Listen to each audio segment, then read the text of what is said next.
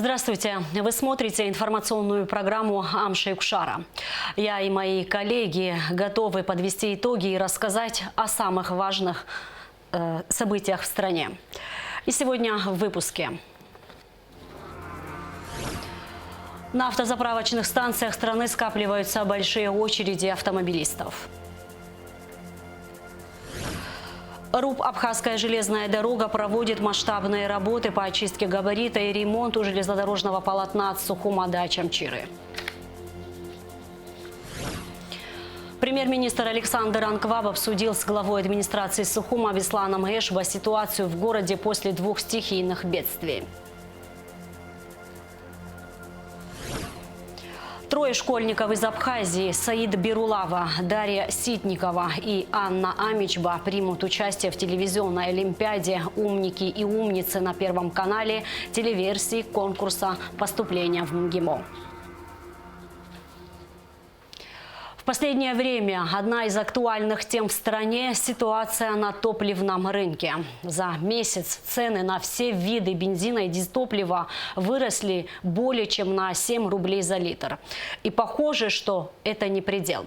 Накануне вице-премьер, министр экономики Кристина Озган встретилась с руководителями топливных компаний. Кристина Озган попросила их осуществить августовский закуп бензина в объеме необходимой потребности с учетом курортного сезона. С вечера вторника и в среду на заправках возникли очереди.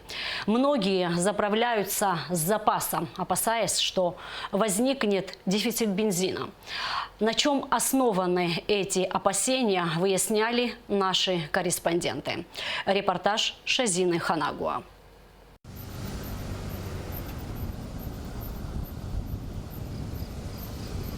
Вот такая картина у автозаправки фирмы «Алхан» в новом районе Сухума к часу дня. Несмотря на жару, здесь образовалась целая колонна. Чтобы заправить автомобиль, людям приходится ждать часами, а то и больше. Уже 1,5 часа. А на других заправках были? На других заправках еще хуже. Не подойдешь, и там бензин 55 рублей. Другие бензины 100 рублей. Ну куда? У нас просто, вот я на такси работаю, баланс не будет соответствовать, проезд и бензин. Нету баланса, без баланса. Вы на других заправках были? Нет, я поближе к дому, но не ожидала, честно говоря, такого количества людей. Ну, полный бак попытаюсь заправить, потому что эта неизвестность немножко пугает, а каждый день стоять в такой очереди просто сил нету. А про запас я не думаю, что наше правительство допустит коллапса в середине лета. Как вы долго в очереди стоите? Полчаса, наверное. А на других заправках были? Нет. То, наверное, на всякий случай надо заполниться побольше. Запас всегда помогает. Как нам сообщили на автозаправке «Алхан», бензина пока хватает. Здесь разливают 2 вида топлива – 92 и 95. Стоимость 92-го – 46 рублей, а 95-го – 52. А вот на новой АЗС «Подорожник», что находится на повороте к Бакмарану, нет 92-го и дизельного топлива. По словам управляющей станции Оксаны Рыбальченко, этих видов горючего нет уже около 2 недель. Но здесь предполагают, что запасов существующих хватит в лучшем случае на несколько дней. Когда будут поставки, пока не сообщается. И с чем связана такая позиция, тоже мы не в курсе. Ну, я думаю, что на сегодняшний день это точно хватит. На завтрашний уже не могу вам сказать точно, хватит или нет. Сегодня в нашей работе ничего не поменялось, потому что у нас всегда огромное количество машин. Но с учетом того, что просто 100-й и 5-й, был бы еще дизель и 2-й, у нас было бы еще больше машин. Многие водители обеспокоены информацией о том, что в республике может образоваться дефицит бензина. Поэтому заправляются с запасом. Топливо заливают не только в бензобаки, но и в канистры и даже в пластиковые бутылки. Обычно я заправляюсь так стандартно, можно сказать. Но сейчас с запасом приходится заправляться из-за того, что неизвестно по поднятию цен. Ну, как бы пришлось дозаправиться, мало ли что будет. А в целом так, не знаю, какая будет обстановка, неизвестно. 92-й полный бак делаем, чтобы хотя бы как-то работать можно было поездить. А так очень плохо. А что будет дальше, не знаем. Я могу единственное сказать, что очень-очень трудно. Я вот проехалась, там уже везде закрыто, и обратно сюда очередь какая, сами видите, а цены просто на дрожжах растут. Каждый день. Вчера 53, а сегодня вообще и 53 и нету. Как мы сами убедились, на некоторых автозаправках уже не было топлива. Вот здесь, например, автомобилистов не обслуживали. То, что повышение стоимости топлива приведет к тому, что цены автоматически поднимутся на все, является дополнительным поводом для беспокойства. Отсюда и ажиотаж. Но ведь на всю жизнь не запасешься. Может, нам всем просто нужно успокоиться и не усложнять и без того нелегкую жизнь и себе, и другим. Шазина Ханагу, Алексей Баструков, Абхазское телевидение. По состоянию на 4 августа в электронную базу данных Министерства по налогам и сборам Абхазии занесены для дальнейшего опубликования на сайте данные 774 декларантов, сообщается на сайте ведомства. За получением логина и пароля для доступа к аккаунту в программе электронной базы данных в Министерство обратилась 101 государственная организация. Министерство по налогам и сборам напоминает, что согласно закону о декларировании доходов, расходов, имущества и обязательств имущественного характера должностными лицами и депутатами, декларации размещаются на официальном интернет-сайте ведомства и предоставляются для опубликования в газетах «Республика Абхазия» и «Апсна» в течение 30 дней со дня истечения срока, установленного для подачи декларации. Вопросы текущего состояния в энергоснабжении республики и срочных восстановительных работ на сетях обсуждались на совещании у премьер-министра Абхазии Александра Ангваб с участием вице-премьера, министра экономики Кристины Узган и исполняющего обязанности генерального директора Ропчерноморэнерго Тенгиза Гирджинба. Как доложил Гирджинба, в связи с провисанием линии электропередачи на отдельных участках в Ачимчирском районе требуется проведение расчистки лесного массива вдоль ЛЭП. А в то же время для регулирования напряжения на подстанции БЗИП-220 необходимо ввести в эксплуатацию дополнительный трансформатор. На время проведения указанных работ, которые планируются 5 августа, требуется отключить подачу электроэнергии в Гагрские, Гудаутские районы и частично в городе Сухум. Премьер-министр обратил внимание на необходимость согласования планируемых работ с руководством районов, в особенности Гагрского, с учетом курортного сезона и возможных проблем, вызванных отключением подачи электроэнергии. Премьер-министр Александр Ангваб обсудил с главой администрации Сухума Бесланом Эшба ситуацию в городе после 2 стихийных бедствий, работы по ликвидации последствий урагана 4 июля и наводнения, которое имело место 27 числа того же месяца. Подробности в репортаже пресс-службы столичной администрации. Александр Ангваб интересовался, как проходят работы по ликвидации последствий урагана 4 июля, который нанес значительный урон столице. Среди прочего, были сорваны крыши многоквартирных домов. Беслан Эшба проинформировал, что часть финансирования работ осуществляется из городского бюджета, но львиную долю помощи ждут из республиканского. Александр Федорович, расскажите, как проходит работа по первому стихийному бедствию, назовем это так, как с документацией, какие работы в целом уже проведены и какая перспектива? Уважаемый Александр Золотинский, как я ранее представлял документы, практически все 100% объектов многоквартирных домов и медучреждений, а также и учреждения образования прошли экспертизу. И мы частично к ним приступили к исполнению. Почему частично? Потому что те возможности, которые есть у города, они не так велики, но с десяток объектов от общего количества, там 54 было, мы на них приступили, значит, выделили авансирование. В настоящий момент работы ведутся. Что касается отдельно списка, который у нас был по городу, там, где был необходим мелкий ремонт, частичный ремонт, от 100 квадратных метров и ниже, значит, работы практически 90% выполнены. Но я, насколько знаю, вы уже 7 миллионов направили на... Да. В районе 7 миллионов городом выделено, проплачено уже, и работы ведутся к завершению, где-то выполнены. На практически 25 объектах выполнены на все 100%, от мелких до крупных, и на порядка еще, наверное, 10 объектах работы завершаются. В том числе по таким крупным объектам, как Вардания-7, там более 1000 квадратных метров, работа уже к завершению подходит, и другие объекты тоже такого характера. Премьер-министр акцентировал внимание на проблеме крыш высотных домов. Он отметил, что город собственными силами не справится с таким объемом работ. Насколько мне известно, суммы достаточно большие, и вы собственными силами не справитесь с этим. По многоквартирным домам общая сумма, по которой мы обратились к вам за помощью, она выведена, прошла экспертизу, это 60 миллионов 700 тысяч.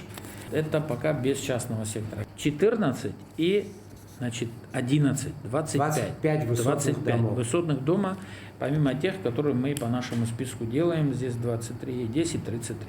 При ремонте крыш высотных домов нужно использовать специальную технику, которой нет у администрации города. Беслан-Ишпа проинформировал, что технику будут брать в аренду у частных предпринимателей. Проблема, она связана прежде всего с тем, что нужна техника специальная, так, которая поднимет материал на 9-е и высшие этажи. И как вы с этим справитесь сегодня? Ввиду того, что в городском хозяйстве нет специализированной техники, вот, допустим, по некоторым домам в новом районе, по адресу Картозия 2 и другим, тот же адрес Гумистинская 4Б, договорились с частниками, у которых есть такая специализированная техника, чтобы они помогли. Ну, помогли как? Естественно, за деньги будем нанимать технику. Александр Анква проинформировал, что приступать к ремонтным работам будут по мере накопления средств. Мы должны вместе разрешать эти проблемы. Конечно, таких денег сегодня сразу никто не выделит, этих денег нет, это надо накапливать. И будем по мере накопления средств пытаться вам их отдавать, для того, чтобы вы вместе с Абхазстроем приступили и продолжали потом проведение этих работ. Все это должно пройти потом через соответствующую комиссию, все должно быть подтверждено документами. Без этой процедуры выделение будущих финансовых средств невозможно. Мы с вами это отчетливо понимаем. Надеюсь, с таким же пониманием к этому отнесутся граждане, которые пострадали в ходе 2 стихийных явлений.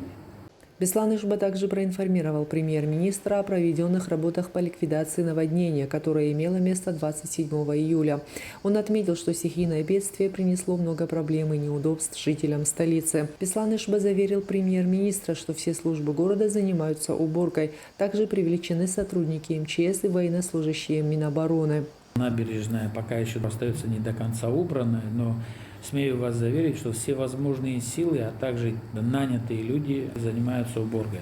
Объем нанесенного материала в виде деревьев, веток, мусора и так далее, он несопоставим ни с какими данными статистическими, какие угодно, которые когда-либо происходили на территории нашего города. Помимо этого, у нас была серьезная ситуация по напорному водопроводу, который ведет с Киласур? Да, по Киласуру.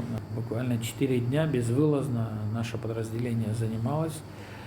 Удалось проложить новый трубопровод через речку Киласур.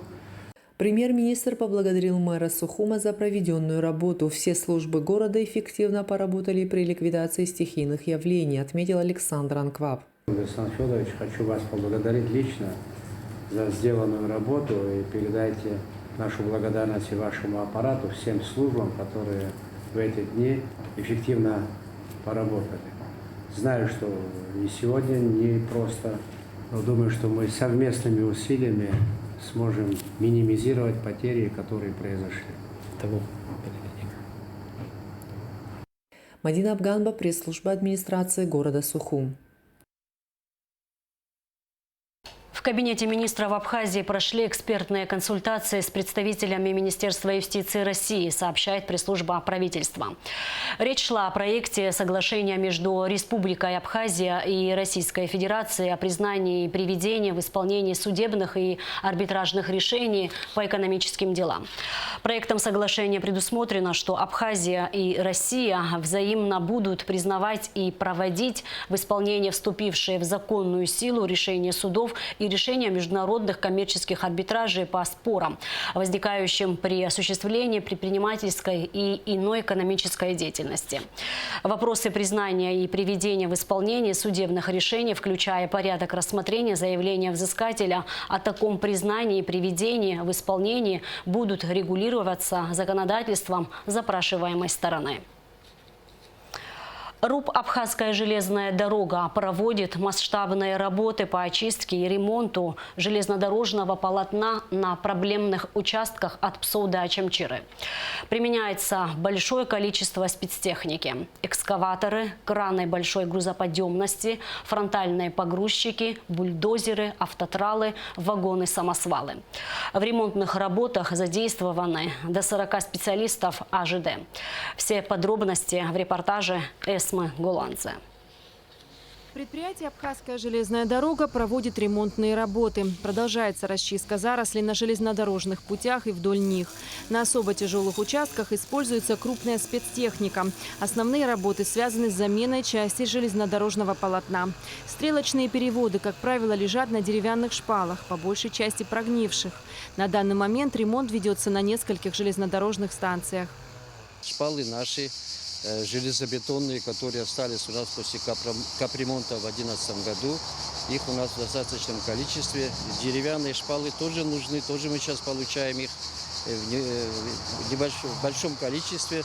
Так что материал у нас есть и ведутся работы своими силами.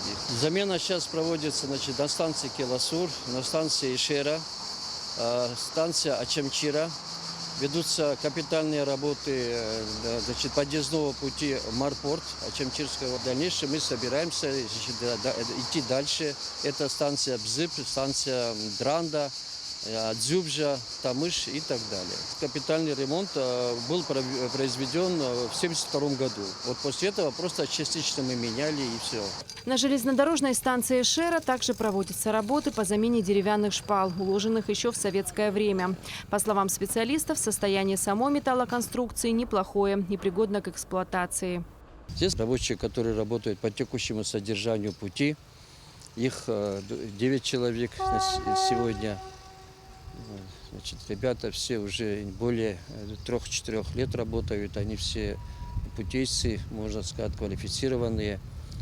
Работа выполняется ими. Ну, мы надеемся на них. Это единственная такая основная бригада, которая работает на линии на сегодняшний день. Ремонтные работы продолжатся на всех проблемных участках от Псу до Ачамчиры. АЖД также готовится к ремонту железнодорожных мостов, в частности Кудорского. Все работы проводятся за счет средств республиканского унитарного предприятия «Абхазская железная дорога». Эсма Голанзе, Тимур Гугохи, Абхазское телевидение. В Ачамчирском районе обнаружены и ликвидированы 2 фермы по добыче криптовалют, сообщает пресс-служба РУП «Черноморэнерго». В общей сложности вывезено на специальный склад 82 аппарата. 3 школьников из Абхазии примут участие в телевизионной олимпиаде «Умники и умницы» на Первом канале. 3 августа в Министерстве просвещения и языковой политики Абхазии прошел 2-й отборочный тур среди учеников 10 классов. Первый отборочный тур проводился в онлайн-формате. В нем участвовали 70 школьников со всех районов Абхазии. Во 2-й тур прошли 7. 3 из Сухумской средней школы номер 5, 4 из средней школы номер 1 города Гал. Однако в самом отборочном туре участвовали 5 учеников. 2 не смогли по семейным обстоятельствам. На первом этапе учащимся предстояло написать за 20 минут эссе. Всего было 8 тем. На 2-м этапе было 3 задания по русской грамматике.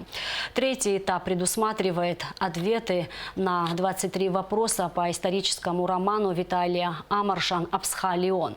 В итоге победу во 2-м отборочном туре одержали ученики Сухумской средней школы номер 5 Дарья Ситникова, Саид Бирулава и Анна Амичба. В ноябре они примут участие в телевизионной олимпиаде «Умники и умницы» в Москве. «Умницы и умники» – телеверсия конкурса поступления в МГИМО. Автор и бессменный ведущий программы, кандидат исторических наук, профессор, заведующий кафедрой мировой литературы и культуры факультета международной журналистики МГИМО Юрий Вяземский.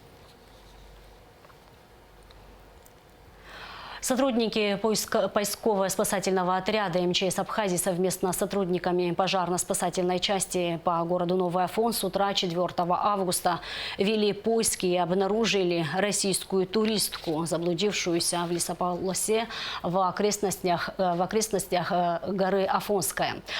Обнаруженную россиянку спасатели вывели на тропу и сопроводили вниз до Новоафонского монастыря. По пути к городу им встретилась семья российских туристов, также направлявшихся в гору. Спасатели настоятельно рекомендовали и убедили семью с маленьким ребенком вернуться обратно в город. МЧС Абхазии напоминает гостям и жителям республики об опасностях, которые таят малопроходимые горные маршруты, и призывает не пользоваться ими без опытных проводников. Представители Российского союза спелеологов обратились в МЧС Абхазии с просьбой о содействии в извлечении на поверхность тела спелеолога, обнаруженного в пещере Веревкина массива Арбаика на глубине 1100 метров, сообщает пресс-служба МЧС. По версии спелеологов, тело находится в пещере с 2020 года. МЧС Абхазии довело до сведения правоохранительных органов Гагарского района о поступившей информации и направляет спасателей в район Арбаики. Вышла в свет книга Иосифа Тези под названием «Сухум. Путеводитель по городу и окрестностям». Книга стала первым в истории путеводителем по столице Абхазии. Этим изданием открывается новая серия «Забытая книга», задуманная историком Асланом Авицба и Алексеем Дбар. В него вошли редкие, давно забытые книги различной тематики, выпущенные в Абхазии или изданные за рубежом и посвященные нашей республике. Ценность в работе предоставляет данное авторам краткое описание учреждения Сухума на начало 20 века с указанием адресов и имен руководителей. Следует отметить, что переиздание этой книги осуществлено за счет личных средств инициаторов серии и издательской группы «Новый день». Книга коммерческих целей не преследует и к продаже не предназначена. Тираж – 100 экземпляров. И в конце выпуска прогноз погоды.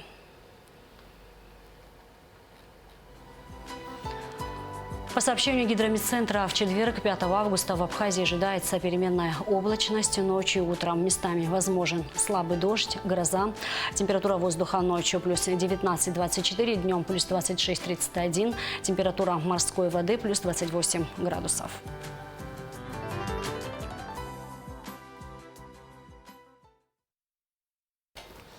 На этом наш выпуск завершен. Всего вам доброго.